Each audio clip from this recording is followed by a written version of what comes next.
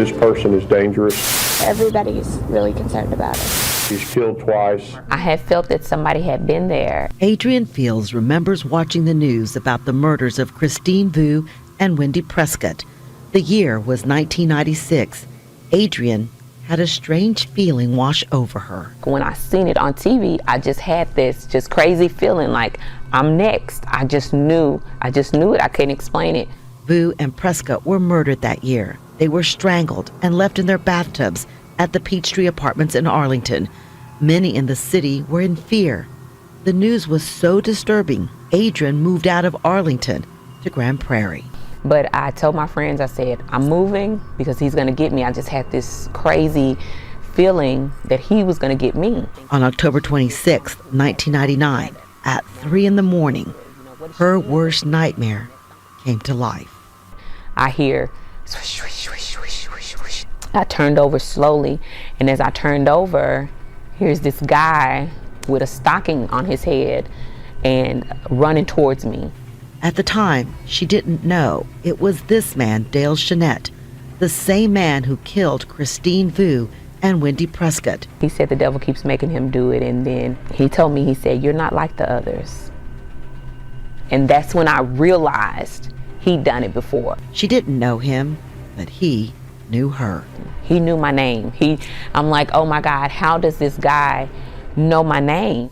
That night, Jeanette raped Adrian for 2 hours. I said, but Lord, please forgive me of all my sins. If I have to die tonight, Lord, I just want to go to heaven. Remarkably, Jeanette walked out of her apartment and never looked back.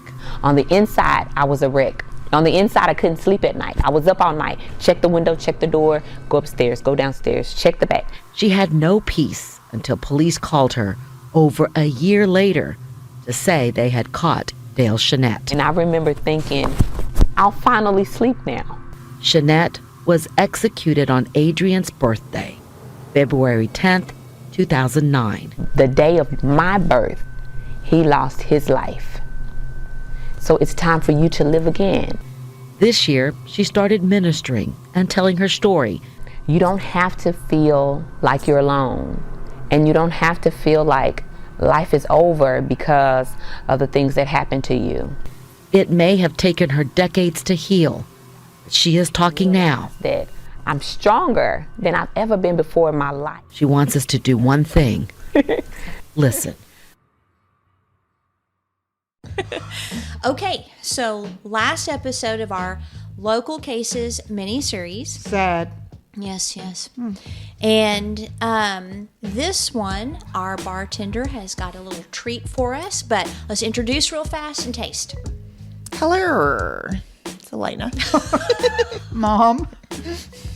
Sherry. This is Outline of a Murder. All right, so what'd you get for us? Okay, so this is extremely local. This is a TX Whiskey Pecan Old Fashioned.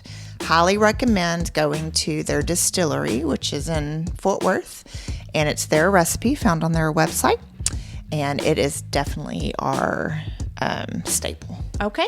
Wasn't it supposed Cheers. to have a pecan? Cheers. No, Like you guys did the other I did pecan simple syrup. Oh.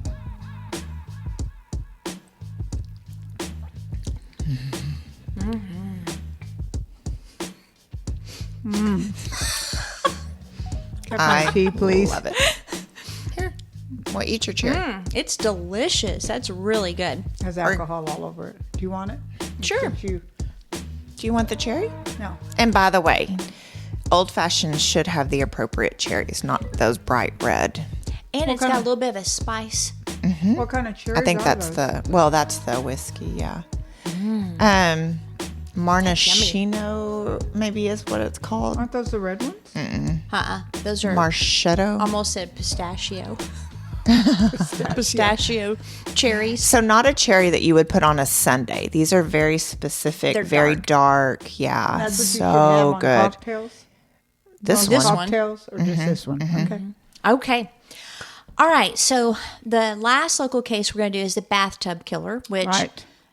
me and Mom drove out to Arlington, and I'll have the video because I took video of where the apartment was located. Now I don't know which apartments, the victims lived in, but we got the general vicinity, and it used to be called Peartree, and then right across the street were the Plumtree Apartments, and so we'll have that on there. It was sort of creepy, wasn't it? Yeah, and it was surprising how busy and how big the apartment complexes were. Because like I was telling you before we went live, that it like in the descriptions, it sounds like it was just a small little like duplex area with maybe a courtyard or something. No, it's a big complex. And at the time, it was, and I'm assuming now, I mean, it didn't look like it was a neighborhood that I would be worried about, but at the time it was very, very safe. So they had a lot of school teachers that lived there, you know, just starting out, just out of college. And I also had at the time a large Asian population, which it looked like we could still see. There was lots of Asian restaurants, Stores, and Like establishments, churches or whatever they're called. So anyway, I've got all of that on there, and at outlineofamurder.com. But the bathtub killer, this started in September 17th, 1996. And the boyfriend, Thang Khuu, and I've got a picture of them. Let's see. Let me pull it up for you. Okay, so there's Thang Khuu right there.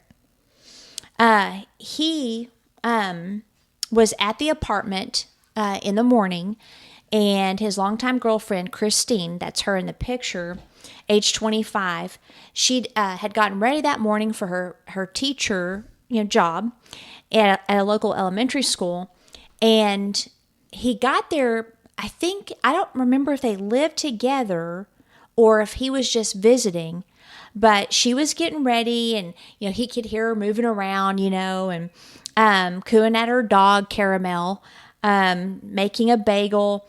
And then she came out of the bedroom. Oh, he was still asleep. She came out of the bedroom, kissed him goodbye. He smiled, and then he went back to sleep. Then Thang left after Christine. I don't know if he had a job. I think he did. But he came home around 5:30, and the door was locked, which was unusual.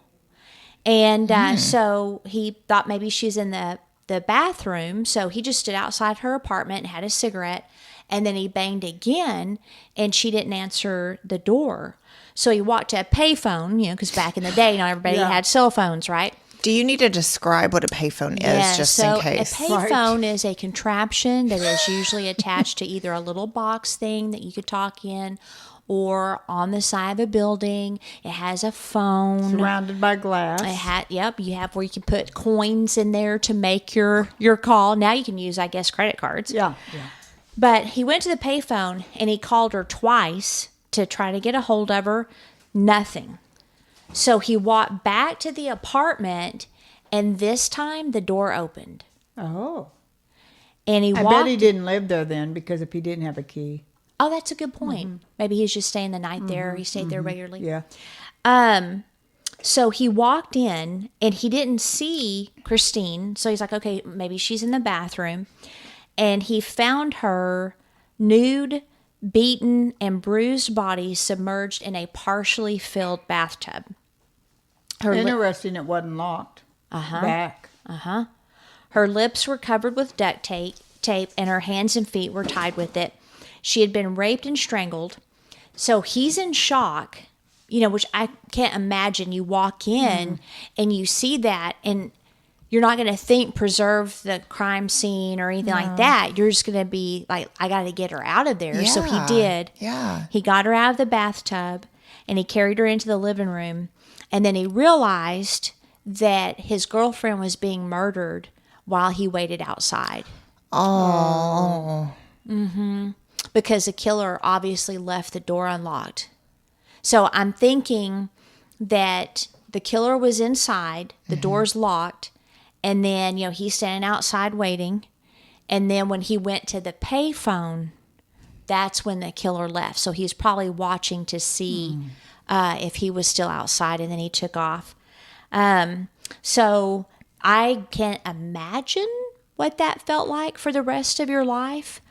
Or maybe she was already dead. Yeah. I don't know, like with the apartments, if they would have been able to hear, like if she was strangled Did she fight off? I mean, she definitely had bruising, so there was probably some type of, physical violence that might have made some noise, or strangling once that process starts. But at that time, a lot of people were probably gone to work. Yeah, exactly. Or just arriving and not hearing anything. Now, Christine was smart, sweet, and a tomboy. She was born in Vietnam in 1971, and she came to the U.S. with her family when she was 4. She was the second oldest of 5 kids. She was 12th in her high school graduating class. She was in the National Honor Society, and she had graduated from Texas Tech University, which is over in Lubbock. And she had begun teaching 3rd grade at Morton Elementary. Morton sounds familiar. It has to be in Arlington. Yeah. Yeah, because there's a Morton, Texas. I think I started school there, but it's a small little town. Okay. So I bet maybe there's an elementary that's named Morton in Arlington. Her students were extremely upset that she was gone, because she was very encouraging and she was very calming with the students. Oh. And so they planted 2 trees in her honor. 2 trees. Nice. Aw. Yeah, but she Precious. looks neat, huh? Yeah. She's that's Thang, and then there she is, and I feel like they look a little familiar or similar. Thang and her. Oh, well, maybe that's her and the brother. I thought it was. No, I think it's her boyfriend. Okay. Yeah. Where she has her arm around him. Or I guess that's... What was it? Because if it was a brother, I doubt she'd be embracing him like that. Yeah. I'm gonna have to get another drink of this. Is that a picture with other people? Because it looks... No, On the I think left. it's professional. Okay. Maybe. Now, one of Christine's sisters was so scared after the murder of Christine that she refused to take showers, or she hated taking showers. And she no longer planned to attend the University of Texas at Arlington. Thang lived with anger from that moment on. I don't know if it ever went away. I don't know if he ever was able to get over it. But the last that I could find on him is he fantasized about finding the killer, cutting off his arms and legs, and feeding him through a tube until he died, which was obviously very specific thoughts. Whoa. And very revealing as far as how angry, and if he was ever caught by Thang, he probably would have done that. Do you know his ethnicity? No, I mean, obviously Asian, but I don't know if he's Vietnamese as well. And the only reason I ask, because I wonder if that perhaps would be like a common previous torture technique in their culture. Maybe a cultural Because that's deal. unusual. Yeah, I mean, it's pretty specific. But I mean, it would be effective, and I tell can't blame people, him. If you have a specific plan for how you're going to do something, you're probably going to do it, And so whenever someone's violent and they're telling you specifically how they're going to kill you, it's probably a good sign to get away. Wonder how his life went. I don't after know. that. I tried to find information, but when you're part of a case, I'm sure they don't want anything to do with talking about it stuff. Some it helps, like the BTK, that man that he discovered his parents and his sister and brother killed, and he would go on shows and talk about it, and he felt better. It was very therapeutic for him, where the rest of his siblings didn't even want to talk about it. He also told the Fort Worth Star-Telegram in an interview that he was, quote, not the person Christine knew anymore. So he just was angry. He was no longer, the same. So that's really his sad. life, didn't it? That's sad. Now, at first, he was a suspect, Sure. which I course. could see. Yeah. You take the body out of the tub and, but he was cleared. Now, the next victim, okay, so just to kind of give you an idea of what was happening at the time, and I talked about it in the video. So you've got the first murder, and the residents are nervous, but they're not like, people are getting kicked killers off. out, yeah. Like, was it the boyfriend? Was it a stalker? Was it a jealous lover or something, Yeah. So they're not too concerned until Wendy was killed. She was 23, another resident of the Peartree Apartments. She lived only a few hundred yards away from Christine, but they didn't know each other. And Wendy was scared after Christine's murder, and she thought about moving out, but she figured that the killer wouldn't strike in the same place twice. Yeah. Right. Right. So she decided to stay until her lease was up, and then she was going to move. And that didn't happen. She was discovered, let's see. She was discovered in her bathtub as well. She didn't have any visible external injuries, and there were no signs of a struggle. A steel bat that her aunt had given her for protection was behind the front door untouched. There weren't any signs of forced entry. And the only witness was a neighbor that heard thumping about 30 minutes before she was found, which was around midnight. So the first murder took place September of 96. When did this one take place? I feel like I'm missing part of my notes. Okay. Not long at Okay. all. Okay. But it is weird that because I'm missing some of that information. Now, I think what happened is she was going to go Christmas shopping. So it must have Okay. been around Christmas time. So if we have, so September 17th was the first murder. December, I know for a fact, or the end of November was the second. Okay. Because Wendy was very close to her family, and they were going to go Christmas shopping the next day. It sounded like a tradition. They would go every year together, her and her sisters, and I think maybe a couple aunts. And when she didn't show up, the family got really worried because she was very responsible. She communicated well with her family, and they had tried, getting a hold of her. So they all drove over to the apartments, and her uncle found her in the house. Door was unlocked. In the bathtub? Yeah. Oh, the door was unlocked. Okay. In the Yeah. bathtub. Same. Oh, sorry. Go ahead. You'll probably have it. Oh, no, go ahead. The same naked rape. Yeah. Okay. Yeah, the same MO. Strangulation. Okay.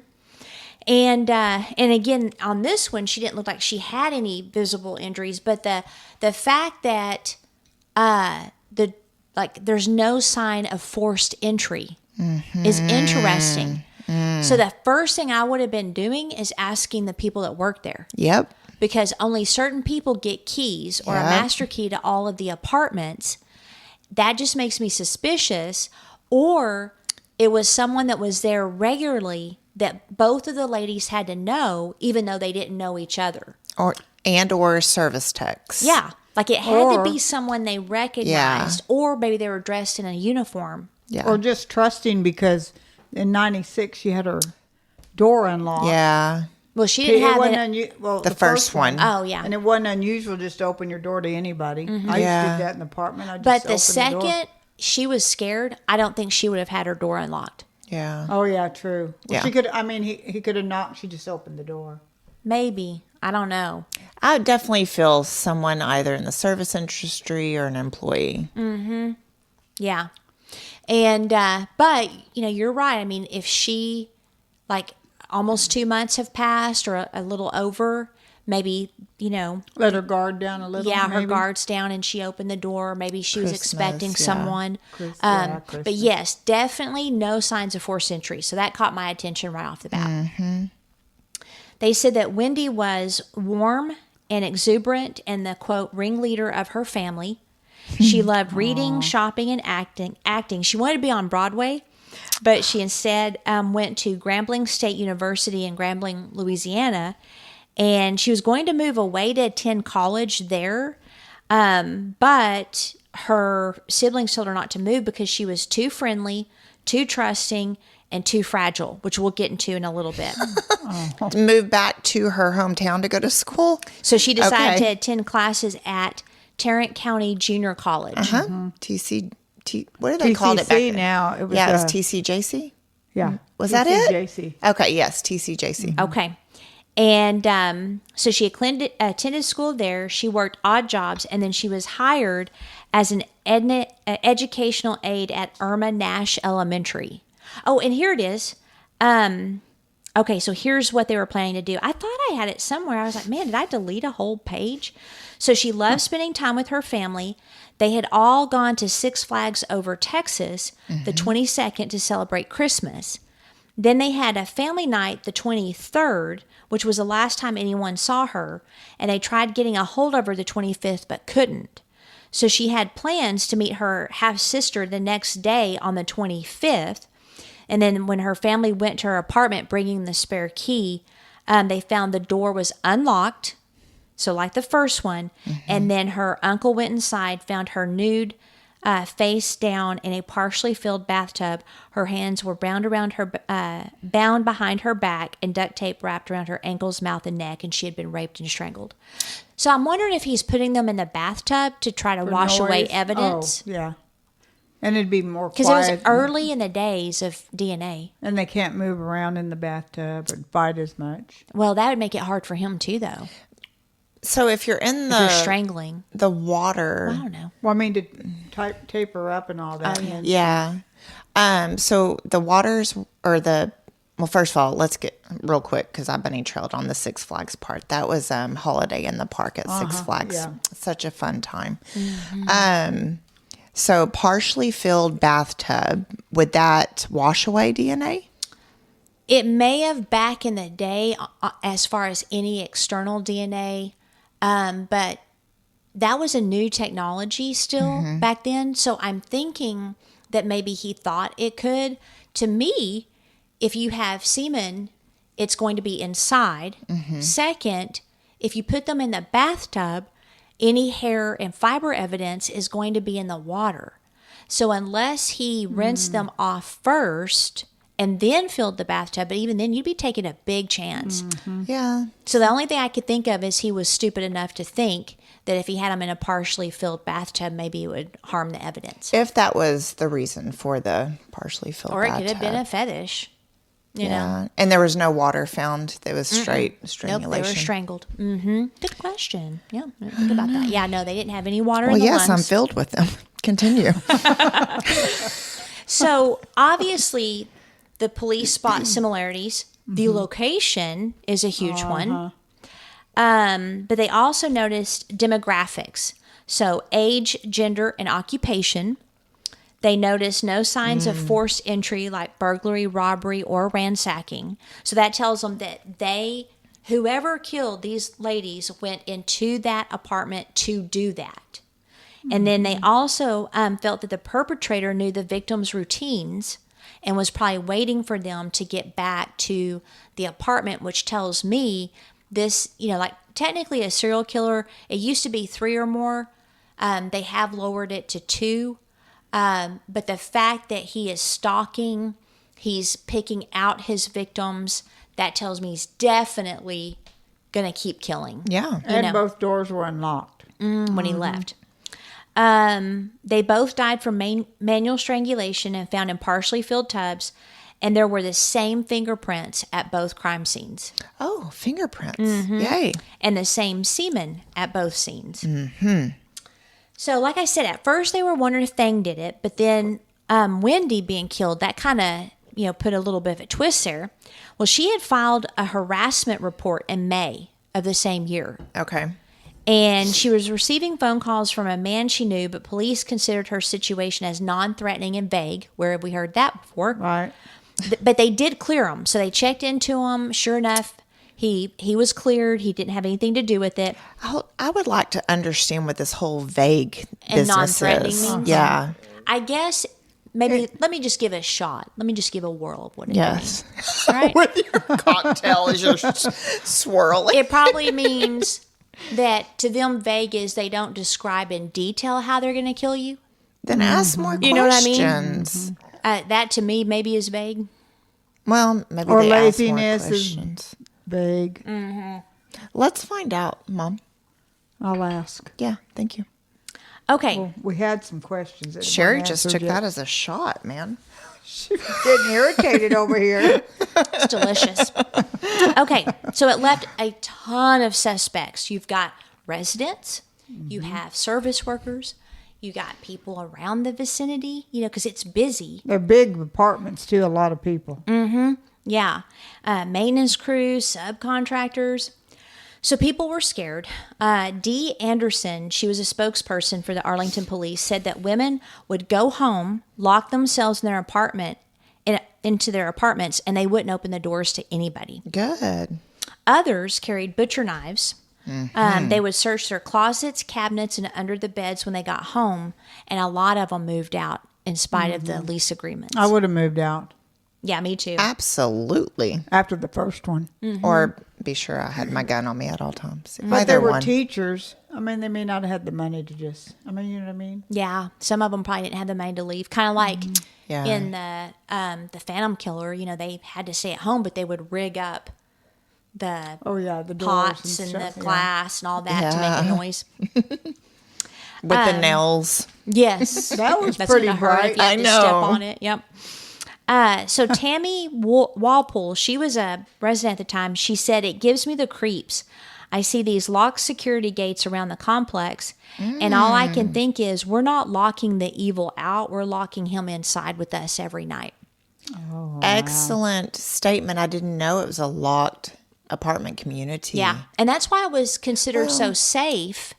Because it was locked, and so you didn't have to Yeah. worry about people getting in, or at least it would deter them more. Yeah. But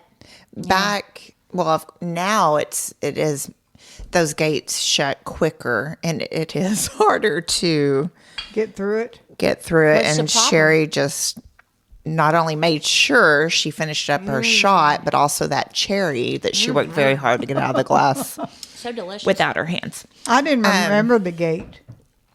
Yeah, think but I'm good. huh? I think I'm good. Well, have your Delish. cherry. My Okay. hands are clean. Oh, I Now- don't care. It's alcohol. It'll get all the germs away. They had dozens of investigators. They had 3 homicide detectives working on the murders. Good. They canvassed all the appointments. They collected forensic evidence, and they ran the fingerprints, and nothing came back at all. They compared notes across state lines looking for similar cases, which I don't know if they had VICAM then, the database of violent crimes that are unsolved. I don't know if they had that, but they were working. They also consulted with FBI behavioral and analysts, and they chased every single lead, but everything went Nice. cold. But none of them forgot about it either. Well, then 1999 arrives. Oh, go ahead. I know that when I lived in the Arlington area, pretty close to that, right? Randall, you knew where I lived when I was younger, Randall Mill Mill, off area. Randall Mill, yeah. Yeah, it was high crime. I don't know about that particular area, but I believe most of Arlington has its share of crime. Okay. So in February 23rd, I think it's interesting, some of our cases have been in February, and that's when we're recording. Right. Oh, In 1999, a man wearing a stocking over his face entered the bedroom window of a sorority house on the UTA campus. a sorority house. Which isn't far from there. Okay. No, It's off of it's by Mom's Alterations. Collins, isn't it? Oh, Yeah, okay. right Yeah. that street, right down the street from it. He raped and beat Chima, I think is how you say her name, Benson, a student, at gunpoint. He forced her to perform oral sex, and she bit him hard. Nice. Yep. Yeah, good. What? That's just, I'm sorry. Hold on. We need to pause. And I'll be clean. So, although, anyway, my words will be clean. Okay. So, I do not understand when I hear perpetrators making their victims perform oral sex because they would have a nubbin. Yes. I don't understand. Yeah. Wouldn't they be scared? I think that. You okay, Sherry? No, I'm watching my sister, and she's being interesting. I think that maybe they think the victims are too scared to do anything, especially like if you have a gun at your head, that the trigger might go off. But this lady, China, Nice. Excellent. she is gorgeous. She's Yeah. actually famous. She's been on some TV shows and Really? things like that. I love her shoes. Yeah, she bit him really, really hard. So then he severely beat her, raped her again, and left her incapacitated in the bedroom floor. Okay, so I feel like drug use may have been involved. But she wasn't in the Well, bathtub. no, because you. Go ahead. And that's her too. She's gorgeous. I love those lips. So on October 26th, after Chima was attacked, the attacker entered Adrian Field's apartment, and I couldn't find a picture of her. She was 22, in Northwest Grand Prairie through the sliding door. Okay. We went that way. Okay. He covered his head with a stocking. He ran at her and jumped on her bed, which I cannot imagine what you'd be thinking if you're in the safety of your bedroom and you see someone running at you with a stocking. The fact that he's wearing a stocking, well, it doesn't necessarily mean he didn't want the victims to see him. Could be that he doesn't want, DNA? no, witnesses, potential witnesses. Well, and to I see. do think that the stalking is to prevent the victims from being able to ID him later. They would have some idea, but it'd still be pretty distorted, I think, But if it's depending on the stalking. If it's the same man, Yeah, who that was killed my two thought. of them, Yeah. so he probably wouldn't have left a victim. If it was the same guy, which we know it was, but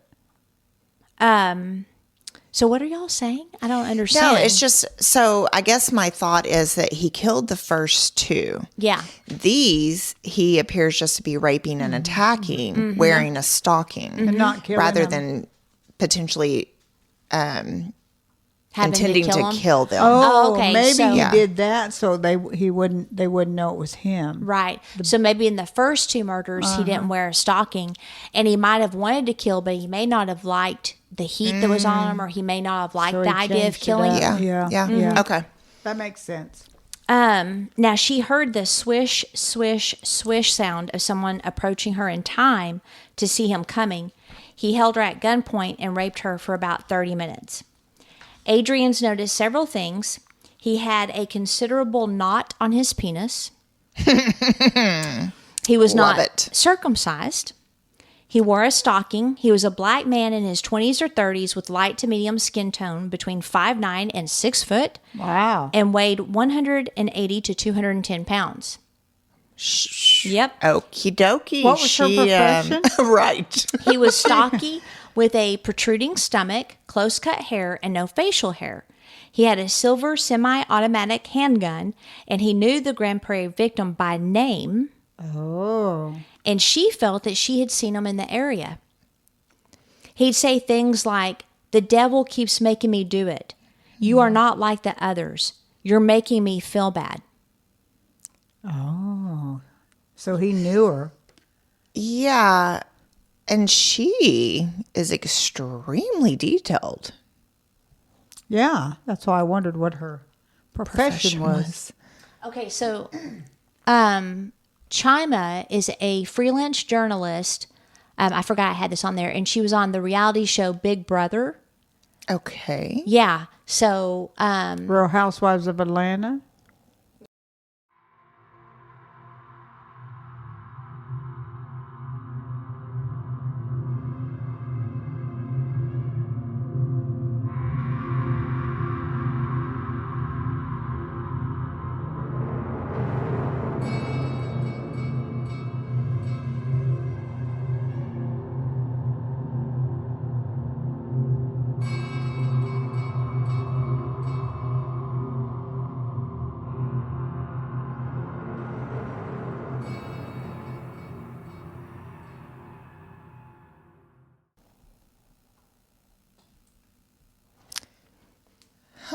Okay. so obviously she thinks she saw, she's seen the perpetrator before. And he's like, "You're not like the others. You're making me feel bad." I'm really curious what she was doing Yeah. to have that effect on him. But from her attack and Chima's attack, at this point, they're like, okay, he's definitely studying his victims. And he's getting their habits. He's getting their routines. He knows when to attack. But what they found out, and I'm not sure if it was DNA, I think so, but they connected the rapist with the killer of Wendy and Christine. So they're recognizing, wow, we have the same guy here. And obviously he's not killing these. Also, all four attacks, including the murders, so you have the two rapes, the two murders, were within a 10-mile 10 square mile area. And the first Excuse two, me. they left fingerprints, so he might have connected with fingerprints. Oh, maybe. that's true. Yeah, that's true. And then there weren't any connections between the victims, so that was a dead end. And detectives couldn't figure out, okay, why did he go from murder to sexual assault? Because usually you go from sexual assault to murder. So that was kind of weird. And some think that maybe it wasn't as sexually satisfying to have to kill them too. Yeah. You know, a lot of people that are killers, they quit because it's distasteful, or they don't like all that heat on them because a murder just takes it to another level. But they wondered if maybe that was what was going on and he didn't like the risk or he didn't like killing. But what they did is Adrian's description, they were able to release a graphic physical description, and they hoped someone would come forward because, you know, she was detailed. Unfortunately, nothing happened until the summer of 2000 when they resubmitted a really nice thumbprint from Wendy's TV stand to the FBI recently enhanced automated fingerprint identification system. TV stand. Okay. And the fingerprint matched Dale Devin Chanette, 27. So that's him. That tickle in my throat. Sorry, guys. Don't mean to be coughing in your ear. Man. He So looks there's like a the poop neighbor bird. you'd have. Yeah, he doesn't He doesn't look even at all. look creepy. Yeah, and that's the thing. They don't. No. I mean, it's rare. Every once in a while you have someone, but Well, the one last night looked creepy. I say, okay. So how was he in the FBI? Okay, guys, we had to have a little break because I was coughing my head off. Don't know why. Hopefully everything will be good from now on. prepared to do the Heimlich if need be. Yes. At least you get help. Anyway, go ahead. So the fingerprints, they were in the system after he was arrested in DeSoto, Texas. Oh, yeah, yeah. How Not far too away is far. that? Within an hour? Yeah, about 40 minutes. Okay. By Duncanville, up that way. It was at an electronics store in 1999. So they get him arrested. I guess maybe he was thieving. I wonder And if it was then- Radio Shack. Sorry. Those are old Maybe. electronic sources. Okay, go ahead. Maybe. And then after they got the match, they got a warrant to arrest him and take a saliva sample. So his DNA matched the sperm sample from Wendy, and his fingerprint and DNA matched Christine's crime scene. Okay. They also found out that he lived at the Peartree Apartments when Christine was murdered, but he moved out shortly after he killed her, and then he went back to kill Wendy. So what do you think about that? So he knew him then? I don't know if he knew him. I don't think so. But I'm wondering, like, he must have already spotted the two victims, Absolutely. and he had to go back and get Wendy. Yeah. There was a desire there. Yeah. They needed to fulfill. Yeah. They discovered that he was living with a girlfriend in central Arlington. Neighbors said that he was odd. He didn't have a job. He rarely left the duplex, and he never waved back at neighbors. But the fact that he wanted to go back and kill at the apartments, again, that tells me he had a type and he targeted. It could be anything from their size that he felt he could manage them, because if he's between 5'10" and 6 foot, he's small. And by the picture, you can tell he does look like he's small. And typically, men that are smaller, I'm going to close that one, they like smaller victims. Okay, well, I don't know what I did with him. Oh, he's in the Google. My coughing must have messed up my And brain it's activity. Dangerous to move out, and then you have to either walk or drive back with lots of witnesses, leave your car, kill someone, get back in. You know, Yeah. that's sort of Yeah. You've been brazen. gone a while, Yeah. and that, like you know, people about witnesses be like, why is he back? Or maybe they didn't know he left because it's a pretty large complex. And so they may not have thought twice that they saw him. And by the way, this is Adrian. I thought that was her. So she's the one that got the Good detail. information. And if I'm not mistaken, I think she was a Christian. Yeah, if I'm not mistaken. imagine. And that's what, and she was asking him questions like, why would you do this? You know, like, was your mom, mean and blah, blah. So I watched a show on it, and I think that's what happened, but I could be wrong. But yeah, she definitely, was very proactive. And he's brave too, because they were just months in between. So everyone at the apartment could have, are watching everybody. How far did he live from the apartments once he moved? I don't know. It just says Central Arlington. So I wonder if he lived at the Grapevine one. I mean, Grand Prairie ones. Yeah, but that's not considered Arlington. Pretty close. That'd be I mean, it's close. It's Probably right down there. further. Yeah, it Go is ahead, right because there. I'm wondering why he chose those It's just right over apartments. the bridge. Well, he lived there for the first kill. Yeah. And then I think he just targeted Wendy, and he was going to go after her. I think he was probably obsessing about her. Because remember, the first murder was September. The next one was December 24th, 25th. So, No, I'm sorry. What I meant was after he moved out, I was wondering where he moved to and if he moved to those Grand Prairie ones where the other two victims were, right? Oh. Okay, so one was in a sorority house Oh, that's on right. the UTA campus. Okay. And then the other one was in the Northwest Grand Prairie. Okay. But obviously he spotted them somewhere. Yeah. Which is, it's important to pay attention to your surroundings. It's important to, notice the cars behind you. Like there was one behind us for a long time yesterday. And I was watching, and anytime you change lanes, it was right there. So I'm like, all right, I'm just going to keep an eye on it. And I think I told you, if he turns with us, Yeah, it's we're gonna all need right. We're taking need care to of pay business. attention. When I was interviewing Nick on Lunch with a Killer, after the show, we were busting out laughing because we started talking about, like, we're very aware of our surroundings. I was telling him that I always pay attention to cars behind me and all that. And then I said, I wonder if anybody else does this. I said, when I'm behind a car too long, I'm like, do they think I'm following them? I never think And that. he goes, me too.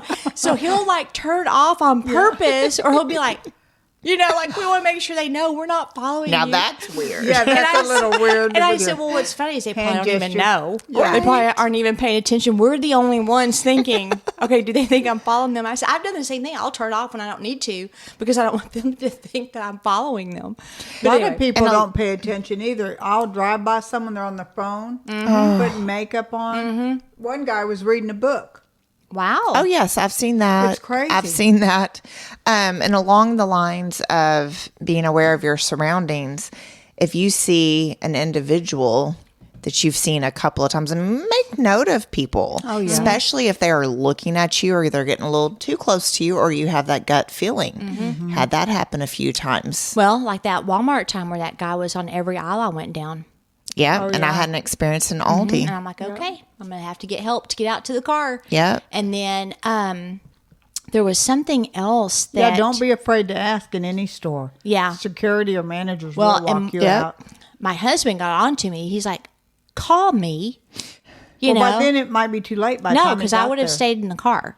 So he said, call me. I will go to the front door. Yep. I'll beat the hell out of whoever's following you around, and then Yep. we'll go home. And Yep. I was like, oh, I didn't even think. Yeah. So when we were walking out of Walmart with my, companions, the employees helping me, I'm like, Yeah.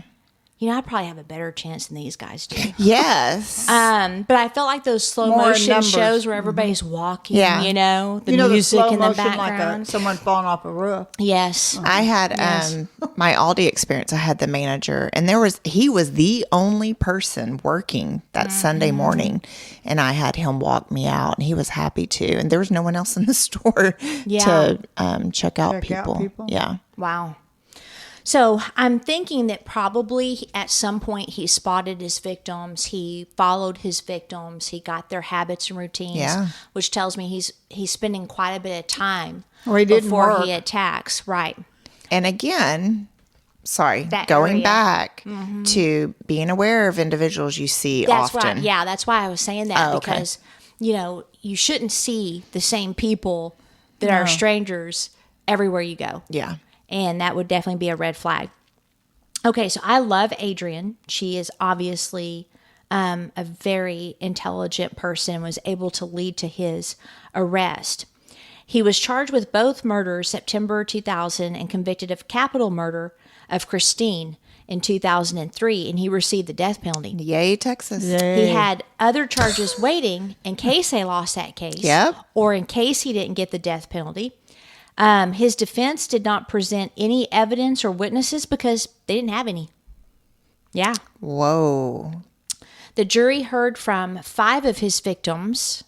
So I only know of 2 that are alive. Wow. Yeah. Oh. And so during the punishment phase, 2 women assaulted in 1999. So the college student and Adrian, and then 3 other women from Lancaster, Texas. Lancaster. Oh, So where's that at? that's over towards Dallas. That's where the Veterans Hospital is. So how far Right between away from Dallas. Arlington is it? Oh, 30 minutes tops, Yeah, 30, 30. 40. So he had about probably a 50-mile radius where he I would was say so. getting these people. Okay. One was raped in her apartment September 21st, 1998, and the other October 2nd, 1998, only yards away. Wow. So a month later? Yeah. Okay. So he did the first murders at the end of 1996, and then he rapes in 98 and 99. So in 97, he either had a cooling off period because he felt that he was too hot to do anything and get in trouble, or they weren't aware and they don't know if he committed any crimes in Yeah. They 1997. might not have reported it, But I'm thinking that if anyone suspected, like, a lot of victims will come forward once they get the person, that maybe if they saw it on the news, because it was a big deal, It was. that they might have come forward. So But I it don't is know. interesting he killed first Yeah. It is. instead of rape. One of the victims was a police officer. Oh. Shanette cut her phone lines, removed her cell phone battery, took $400 cash, and threatened her family. He said that he knew where they lived, and he was going to take her sidearm, but the officer said she would have to report it missing unless he gave it back to her. So he did. So smart. And then she left her apartment. She got out, and then she called 911 from a funeral home that was nearby. And then finally, the other one was on December 18th, 1998. He broke into an apartment and forced the victim to again perform oral sex with her 2-year-old in the room. So the child's crying, pulling at his Disgusting. legs, trying to get him 2 years old. away from the mom. And so it distracted him. So she opened the front door and screamed, and then he fled. So these are all in fall, September to December. No, that's interesting. Poor 2-year-old. All 5 testified of being severely beaten, his aggressive chattiness, the fact that he knew their names, threatened their families, and called himself, quote, a jack of all trades. Police believe that he does have more victims out there. They've just not been able to find them. Now, he has exhausted all of his appeals. Nice. He was executed by lethal injection February 10th, 2009. February 10th. Mm-hmm. Okie dokie. Relatives of both Christine and Wendy did witness his death. His last meal was 2 spicy fried leg quarters, French fries, ketchup, and 2 spicy fried pork chops. His last statement was, quote, my only statement is that no cases ever tried have been error-free. Those are my words. No cases are error-free. I wonder what that means. Do you think that that's an in your face to the state and the law enforcement that there's more? Could be. Oh, yeah, more. But one of the victims asked why he did these things, and I think it was Adrian, the one that made him feel bad. But I'm not sure. But he said, I'm just mad at the world. That was his Yeah, I statement. wonder why. I wonder what his upbringing was, if he was from here or... I'm mad at the world, so I murder and rape. And But we have a twist. Oh. The first twist Tell I'm me about the to twist. deliver. oh, perhaps that's the error. So Adrian Fields is his last known victim before he was caught. 19 years later, she shared her experience at the time. She said that she remembered watching the news about the murders of both Christine and Wendy, and a strange feeling washed over her. She said, I'm next. I just knew it. I can't explain it. She was so sure and felt that she was being followed that she moved to Grand Prairie and told friends that she was moving because, quote, he's going to get me. Wow. I believe that. I believe I know why she got that. But did she live in the same apartments? I don't know. Okay. I don't know. But And she then moved, so he was stalking her. she felt like she was being stalked. I'm assuming she lived in Arlington. So that gut feeling. And she had that gut feeling. She said, I just had this crazy feeling that he was going to get me. And sure enough, on October 26th at 3 a.m., he did. You got to always listen to your gut. She said, I hear this swish, swish, swish, you know, that sound. I turned over slowly, and as I turned over, here's this guy with a stocking on his head running towards me. Now, she didn't at the time know that he had murdered 2 women. Yeah. He jumps on the bed and he covers up my mouth and he puts a gun in my back and he says, do you feel that? And I said, yes. And he says, if you keep screaming, I'm going to hurt you. She didn't know him, but he knew her. He knew my name and I'm like, oh my God, how does this guy know me? Police later thought that he stalked his victims after seeing them at nightclubs where he was a bouncer. Oh. Gotcha. That'd be good how he knew the names. I mean, that'd Now, be a he place- targeted his murder victims because he lived there. Yeah. But the rest of the victims were from nightclubs, they think. The gun to the back, it's a circular, it's round. So that one Maybe that's case, what happened with the circular one. McNaughton. Yes. I bet he had a gun then. Depending on the size, but I've been like obsessing over Because I'm that. trying to figure out how he got her. Yeah, because Yes. burns on Yeah. the carpet wouldn't be perfectly round. No. Okay. Go ahead. He raped her for 2 hours. I Continue. remember he said, the devil keeps making me do it. And he said, you're not like the others, Field said. And that's when I realized he'd done it before. He was getting ready to leave when she said, oh my God, you've done this before. Oops. He stopped in midstream, Yes. pushed me back in the back of the head down to the floor. At that moment, the victim says she started to pray, thinking she's going to die. And she said, oh Lord, please forgive me of all my sins tonight. If I die tonight, I just want to go to heaven. Don't let my life have to end. Adrian said that she doesn't know what made him change his mind and leave versus killing her. Then, when the police matched the DNA to the murders, she said it all made a lot of sense, and she lost all sense of security. Like, even though he was caught, she just, her whole Sure. world, Oh, you yeah. know. She'd wake up all night afraid he was coming back. She'd get up and check the windows, the doors, go downstairs, upstairs, check the back, make sure the alarm was set. She lived without any peace until they finally, you know, caught him. So, but even after, she was a little bit nervous.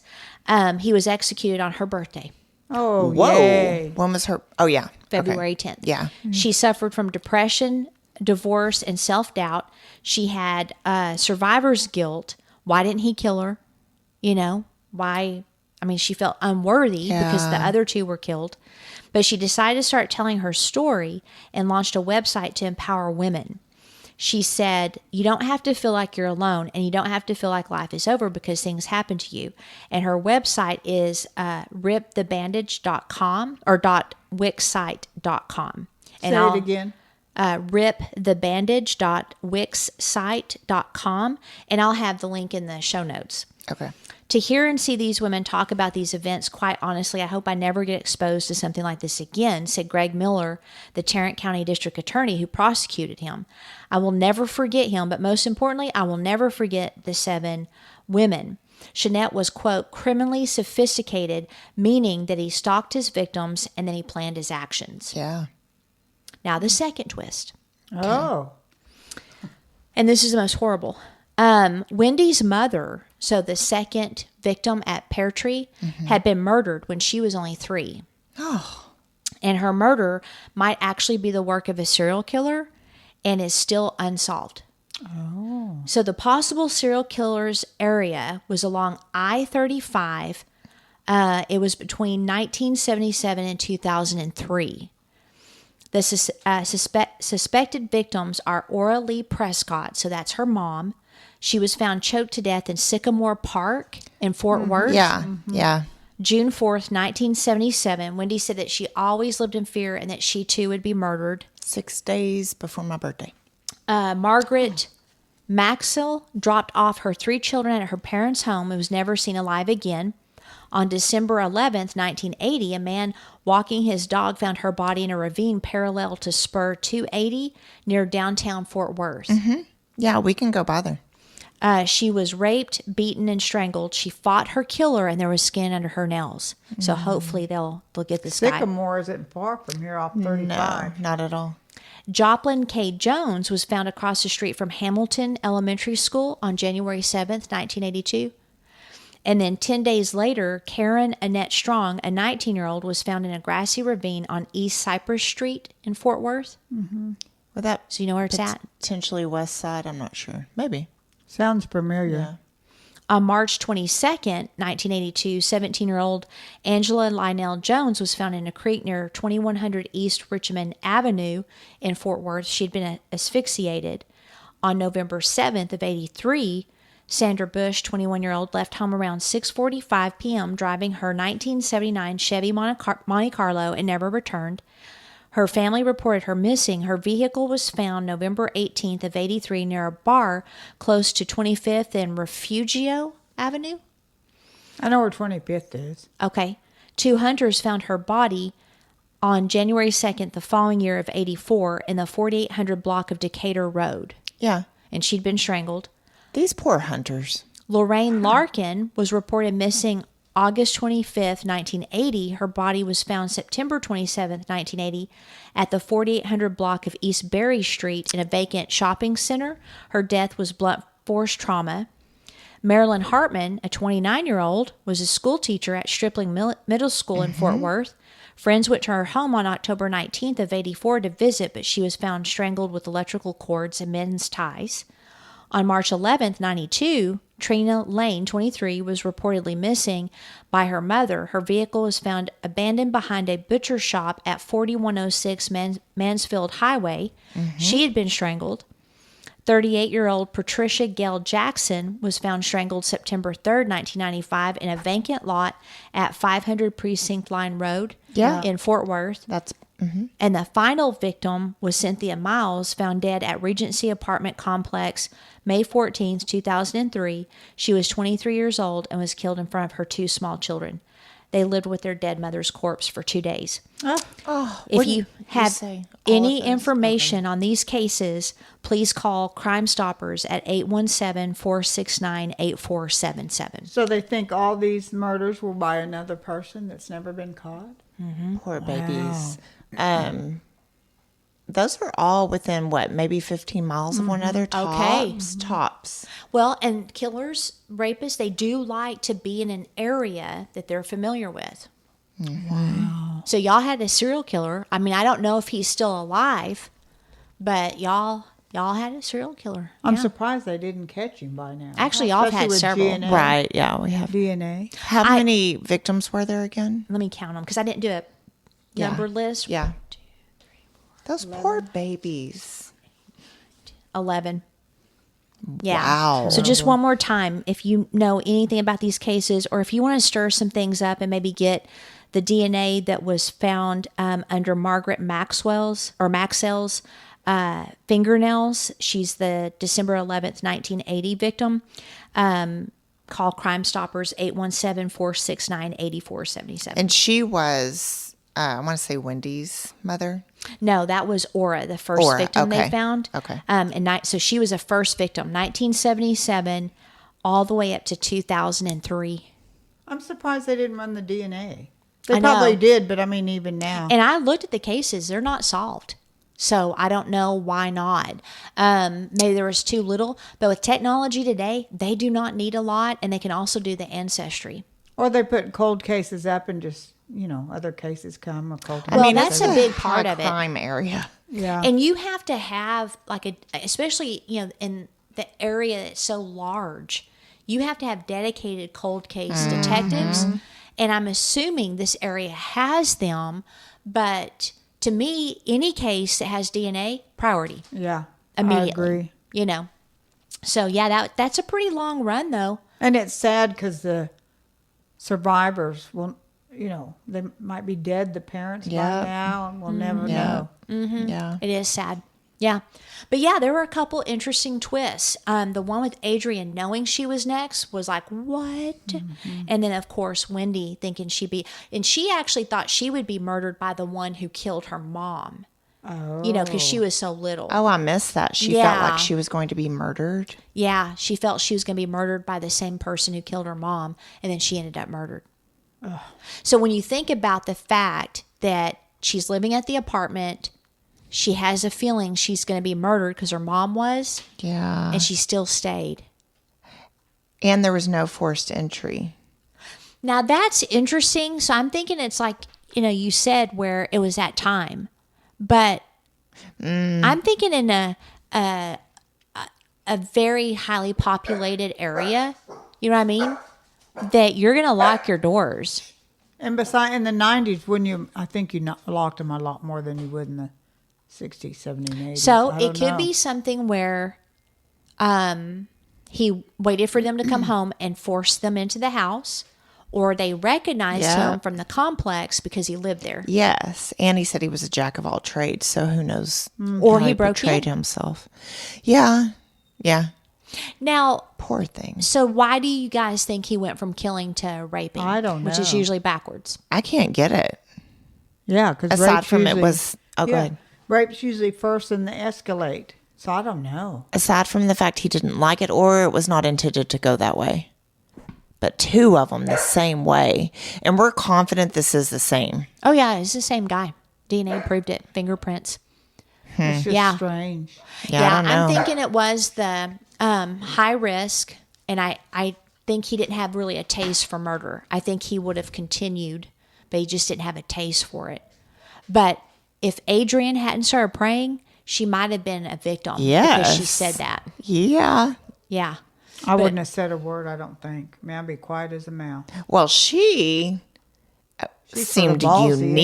unique, Yeah, right? good for her. All the details. Yeah. Good yeah, for she her. did good.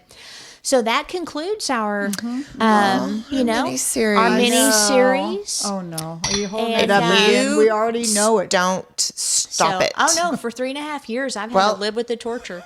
So, We know it now, though. all right, we're ready. Be rude. My sister's over there pouting. Let me get a picture. I'm not pouting. I'm being defiant. I'm gonna get a little I'm ignoring picture. I'm that. gonna put it on. I'll put it on Instagram. Well, I already said Little mine. Side view. I already said mine. All right, so the people are waiting. Be smart.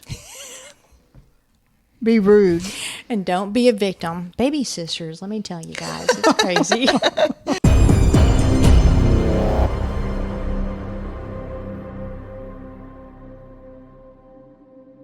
Outline of a Murder is a Mr. Joseph production. What do you think, Joseph?